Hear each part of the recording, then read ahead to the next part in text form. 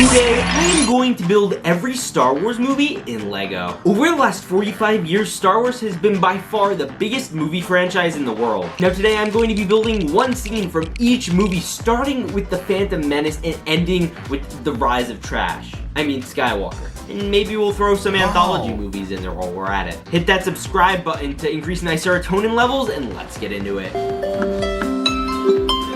Now first we are going to be recreating the iconic scene where Qui-Gon finds Jar Jar in a swamp. This was actually also one of the first ever LEGO sets to be made. But first, to find my minifigures, I have to go to my Big Brain Minifigure Sorting System, or BBMSS for short. So I grabbed my Jar Jar, Qui-Gon, and Obi-Wan, and now is a good time to get into the building.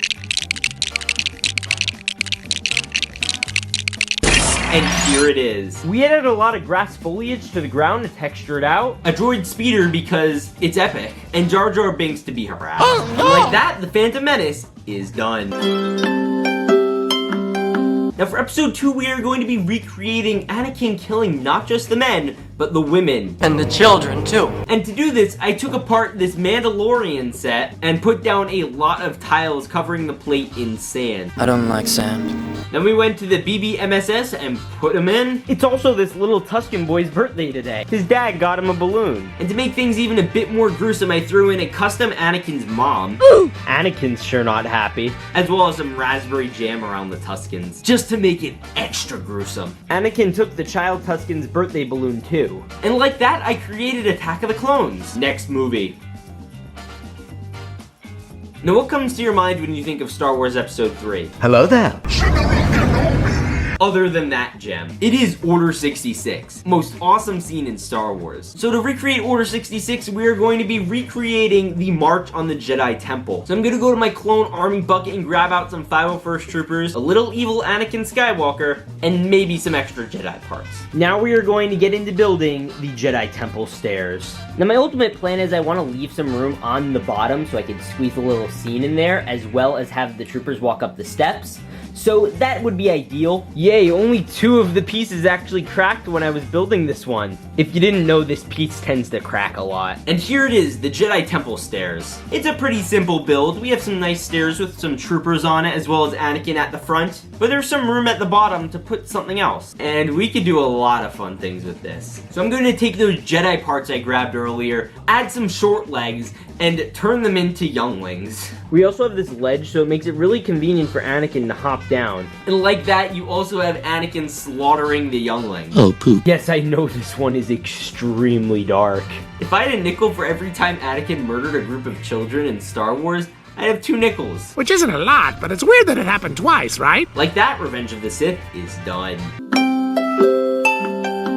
What is one thing Rogue One and Solo have in common? It is that nobody remembers them. No, it is that they are both anthology movies. So what I'm gonna do is split both these movies into one mock. So one side is going to be Rogue One, and one side is going to be Solo. So the first half is gonna be based off Solo, and we are going to recreate the scene where Han Solo first met Chewbacca. And the other half will recreate the scene where Anakin, no, Darth Vader, kills another group of innocent people. Man, the Skywalkers really have to stop this madness. I grabbed my Mimban Han Solo, as well as a regular looking Chewbacca. That Solo one is just cursed. And I found a load of Rebel troopers, as well as Darth Vader. Just again to clarify, 50% on the left side, 50% of it on the right side.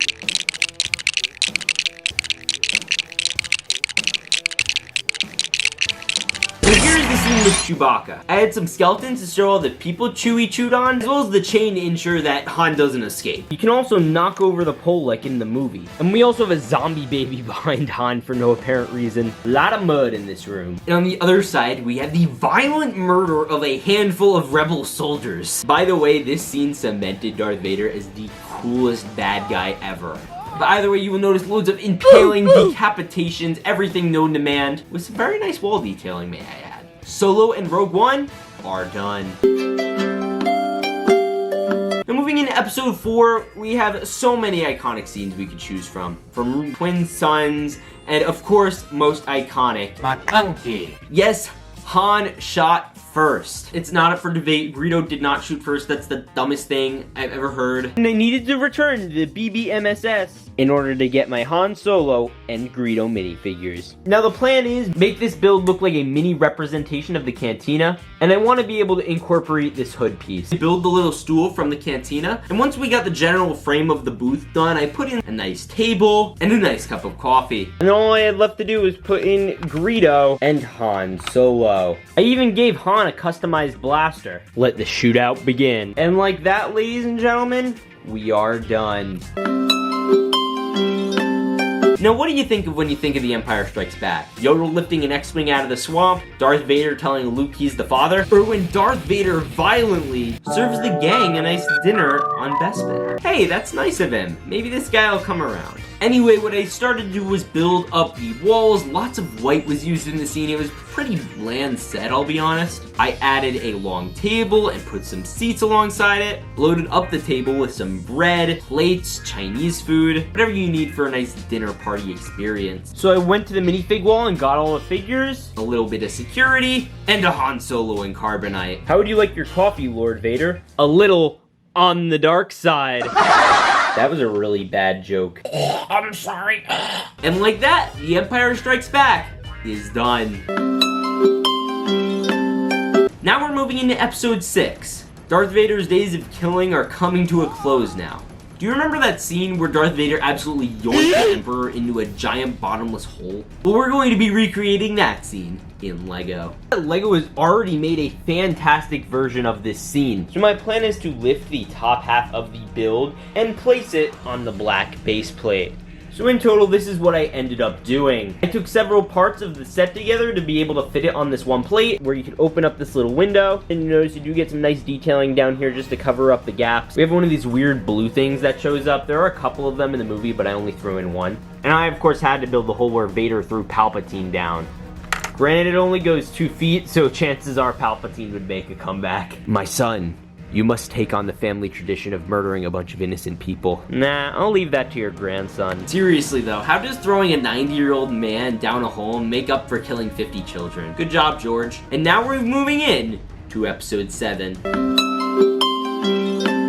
So the first one is going to be recreating the saddest scene from the sequels, and that is the death of Han Solo. Fun fact, this is Harrison Ford's favorite scene from all of Star Wars. And then we went to my minifigure sorting system and got Han Solo and Kylo Ren. So this was a pretty simple one. I put up a pretty simple platform with some railings. Ha! Just kidding, there were no railings there. And got to work. Luckily, it's a pretty easy build because it's literally just a platform. And I was able to violently use Kylo Ren to kill Han Solo and send him falling to his death. I'm also having the Swedish chef clean him up after he falls. R.I.P. And like that, The Force Awakens is done.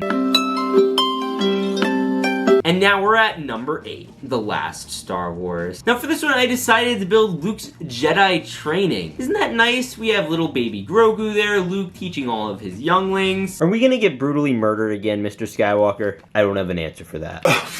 And then, oh my goodness, another Skywalker is back to murder all the kids. What is it with this family? I don't get it. Anyway, to recreate this scene where Luke's Jedi Temple fell apart, I took the Jedi Temple set, smashed it, and then put a bunch of little youngling bodies outside of it. And outside, we have Luke and R2 just sitting there watching it all happen and not trying to help anyone. Man, these Skywalkers are messed up. And like that, episode 8 is done. Now we have episode 9, The Rise of Palpatine, or Skywalker. I don't even know at this point. This is also the conclusion of the Skywalker saga. And I thought no better scene to recreate than the one where Rey stands in the sand and declares that she is a Skywalker. We got some tan bricks, a BB-8, Rey. I also got this old lady and horse minifigure. Put it together. Who are you? I'm Rey. Rey who? Rey Palpatine. And we made the ending of episode 9, concluding all of Star Wars. And like that, ladies and gentlemen, we created every single Lego Star Wars movie. From the Phantom Menace all the way to The Rise of Skywalker. And I know some of you are going to be upset for me leaving out the Clone Wars movie, so here it is. We got a nice Captain Rex and Ahsoka battling Asajj Ventress with a little Rod of the Huttlet. I know, everyone forgot about that movie. Overall, this was really exciting to do. Now I want you guys to tell me which Star Wars movie you think is the best in the comments down below. Remember to peace out and stay awesome.